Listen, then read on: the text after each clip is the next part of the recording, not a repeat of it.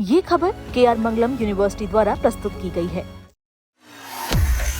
क्या अमेरिका और ईरान के बीच छिड़ने वाली है अब तक की सबसे खौफनाक सीधी जंग? उस रात ओवल ऑफिस के बंद कमरे में ट्रंप को दी गई सीक्रेट ब्रीफिंग में ऐसा क्या था जिसने उन्हें सीज फायर समझौते को फाड़ कर फेंकने पर मजबूर कर दिया? और आधी रात को अमेरिकी सेना ने ईरान के किन खतरनाक ठिकानों पर अब तक का सबसे भीषण हमला बोला है? नमस्कार, आप देख रहे हैं दैनिक जागरण और मैं हूं आपके साथ पल्लवी सिंह।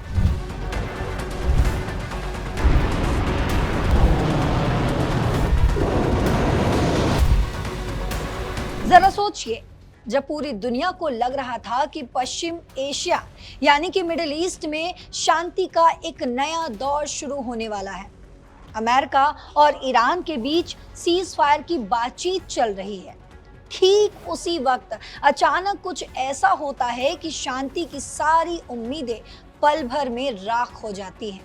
अमेरिकी राष्ट्रपति डोनाल्ड ट्रंप ने तुर्की में चल रहे नाटो समिट के दौरान एक ऐसा बयान दिया है जिसने पूरी दुनिया को झकझोर कर रख दिया।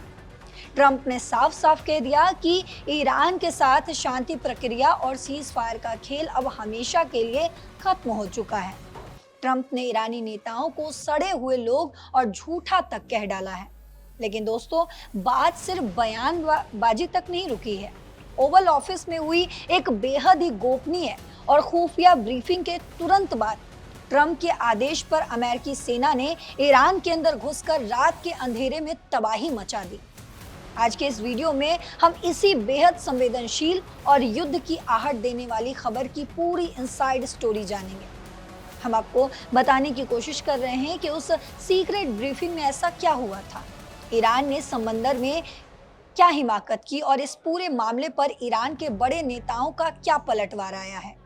तो सबसे पहले बात करते हैं उस खुफिया रिपोर्ट की जिसने अमेरिकी राष्ट्रपति यानी डोनाल्ड ट्रंप का पारा 7वें आसमान पर पहुंचा दिया।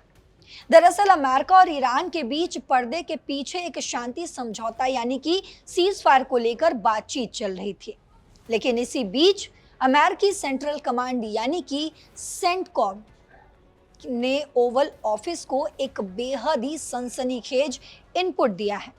खुफिया रिपोर्ट में यह खुलासा हुआ कि ईरान एक तरफ तो शांति का नाटक कर रहा है, लेकिन दूसरी तरफ उसने दुनिया के सबसे महत्वपूर्ण समुद्री रास्ते यानी कि स्ट्रेट ऑफ हॉर्मूज में अंतर्राष्ट्रीय व्यापारिक जहाजों पर ताबड़तोड़ हमले शुरू कर दिए हैं। ईरान की सेना ने गैर सैन्य और नागरिक क्रू वाले 3 बड़े जहाजों को निशाना बनाया। जैसे ही ये खबर वॉशिंगटन में ओवल ऑफिस के बंद कमरे तक पहुंची, राष्ट्रपति डोनाल्ड ट्रंप ने तुरंत अपने अधिकारियों और कूटनीतिज्ञों को बुलाकर इस सीज फायर को हमेशा के लिए दफन करने का आदेश दे दिया। ट्रंप ने नाटो समिट में मीडिया के सामने गरजते हुए कहा कि मेरे लिए यह समझौता पूरी तरह से खत्म हो चुका है। मैं अब इन लोगों के साथ कोई बातचीत या डीलिंग नहीं करना चाहता। ये लोग धूर्त हैं, धोखेबाज हैं और बीमार मानसिकता के लोग हैं। इनके साथ बात करना सिर्फ समय की बर्बादी है। और ट्रंप यहीं नहीं रुके, उन्होंने एक और बड़ा दावा करते हुए कहा कि ईरानी प्रशासन ने अपने ही देश के 54,000 बेकसूर लोगों को मार डाला है जो सरकार के खिलाफ विरोध प्रदर्शन कर रहे थे। ट्रंप ने गुस्से में कहा कि जब लोग मुझसे पूछते हैं कि प्रदर्शनकारियों ने तख्ता पलट क्यों नहीं किया, तो मेरा सीधा जवाब होता है कि वे तख्ता पलट कैसे करते जब वे जिंदा ही नहीं बचे। इस तीखी बयानबाजी के तुरंत बाद आपको बता दूं कि अमेरिकी कमांडर इन चीफ यानी कि राष्ट्रपति ट्रंप के सीधे आदेश पर अमेरिकी वायुसेना और नौसेना ने ईरान के भीतर वेरी डेंजर पीपल यानी कि बेहद ही खतरनाक आतंकियों और सैन्य कमांडरों के ठिकानों पर आधी रात को बड़ा हमला बोल दिया। सेटकॉम ने इसकी पुष्टि करते हुए कहा है कि यह हमले ईरान की उस क्षमता को पूरी तरह तबाह करने के लिए किए गए हैं जिसके दम पर वो अंतर्राष्ट्रीय समंदर में जहाजों को निशाना बनाता है। ट्रंप ने मजाकिया और कड़े लहजे में कहा कि हमने ईरानियों से कहा था कि जाओ और अपने लोगों का अंतिम संस्कार करो, लेकिन उसकी जगह उन्होंने कल फिर जहाजों पर रॉकेट दागना शुरू कर दिया और इसीलिए हमने रात को उन्हें बहुत बुरी तरह धोया है। इस अमेरिकी एक्शन के तुरंत बाद ट्रंप ने इजराइल के प्रधानमंत्री बेंजामिन नेतन्याहू को फोन लगाया और खाड़ी देशों में अमेरिका के अगले सैन्य कदमों की पूरी जानकारी शेयर की, जिससे साफ है कि इजराइल और अमेरिका मिलकर ईरान के खिलाफ कोई बहुत बड़ी घेराबंदी कर रहे हैं। लेकिन अब बात करते हैं इस महा हमले पर ईरान का क्या जवाब आया है। अमेरिका के इस कड़े एक्शन के बाद ईरान पूरी तरह तिलमिला गया है। ईरान की संसद के स्पीकर और शीर्ष वार्ताकार मोहम्मद गालिबाफ ने सीधे सोशल मीडिया प्लेटफॉर्म एक्स पर आकर अमेरिका को करारा जवाब दिया है। गालिबाफ ने अमेरिका पर समझौतों को तोड़ने और दादागिरी करने का आरोप भी लगाया। उन्होंने कहा कि वॉशिंगटन ने दोनों देशों के बीच हुए सहमति पत्र यानी कि MOU का बार बार उल्लंघन किया है।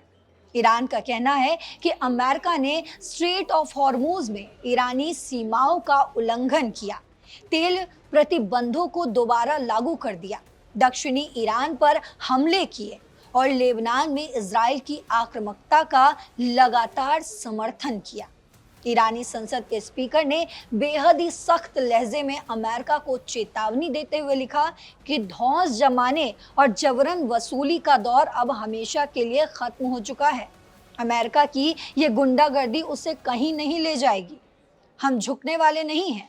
इसके साथ ही ईरान की कुख्यात रिवॉल्यूशनरी गार्ड्स यानी कि IRGC ने भी अमेरिका के खिलाफ युद्ध का मोर्चा खोल दिया है।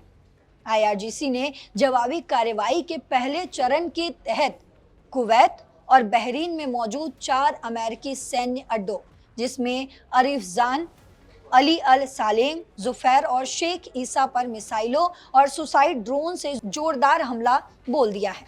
ईरान ने अमेरिकी सेना को बच्चों का कातिल बताते हुए आखिरी दम तक लड़ने का ऐलान कर दिया है। अब समझते हैं कि ओवल ऑफिस के भीतर हुआ ये फैसला पूरी दुनिया की अर्थव्यवस्था और सुरक्षा के लिए कितना बड़ा खतरा बन चुका है। तो दोस्तों, आपको बता दूं कि जिस स्ट्रेट ऑफ हॉर्मुज में ये पूरी जंग चल रही है, वहां से पूरी दुनिया का लगभग 20 से 30% कच्चा तेल गुजरता है। अगर ये समुद्री रास्ता जंग की वजह से पूरी तरह से ब्लॉक हो गया तो दुनिया भर में पेट्रोल और डीजल के दाम आसमान छूने लगेंगे, जिससे भारत समेत तमाम देशों में भारी महंगाई आ सकती है। अमेरिकी विदेश मंत्रालय की प्रवक्ता मार्गरेट मैकलियोड ने भी साफ कर दिया है कि अमेरिका का प्राथमिक उद्देश्य 2 ही हैं। पहला, ईरान को किसी भी कीमत पर परमाणु हथियार बनाने से रोकना और दूसरा, स्ट्रेट ऑफ हॉर्मुज में जहाजों की आवाजाही की आज़ादी को बरकरार रखना। वहीं रक्षा विशेषज्ञों का मानना है कि ट्रंप का ये आक्रामक रूप और ईरान का अमेरिकी अड्डों पर मिसाइल दागना इस बात का साफ संकेत देता है कि दोनों देश अब एक फुल स्केल वॉर यानी कि पूर्ण युद्ध के बेहद करीब पहुंच चुके हैं। नाटो के तमाम सहयोगी देश भी अब अमेरिका के सुर में सुर मिला रहे हैं, जिससे ईरान अंतर्राष्ट्रीय स्तर पर बिल्कुल अकेला पड़ता जा रहा है। सवाल ये भी उठ रहे हैं कि क्या ईरान अपने प्रॉक्सी संगठनों जैसे हूती और हिजबुल्लाह के जरिए इस जंग को पूरे मिडिल ईस्ट में फैला देगा? अगर ऐसा हुआ तो ये संकट तीसरे विश्व युद्ध में भी बदल सकता है। तो दोस्तों, ओवल ऑफिस की उस एक सीक्रेट ब्रीफिंग ने मिडिल ईस्ट में शांति की उम्मीदों को पूरी तरह से खत्म कर दिया है और अब दोनों ही महाशक्तियां आमने सामने खड़ी हैं। आपको क्या लगता है, क्या ट्रंप का ईरान के साथ सीज़फायर खत्म करने और सीधे हमले करने का फैसला सही था?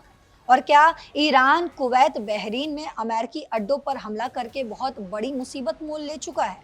आपको जो भी लगता हो, आप अपनी राय कमेंट बॉक्स में ज़रूर लिखते जाइएगा। साथ ही देश और दुनिया की तमाम खबरों के लिए देखते रहिए दैनिक जागरण। नमस्कार।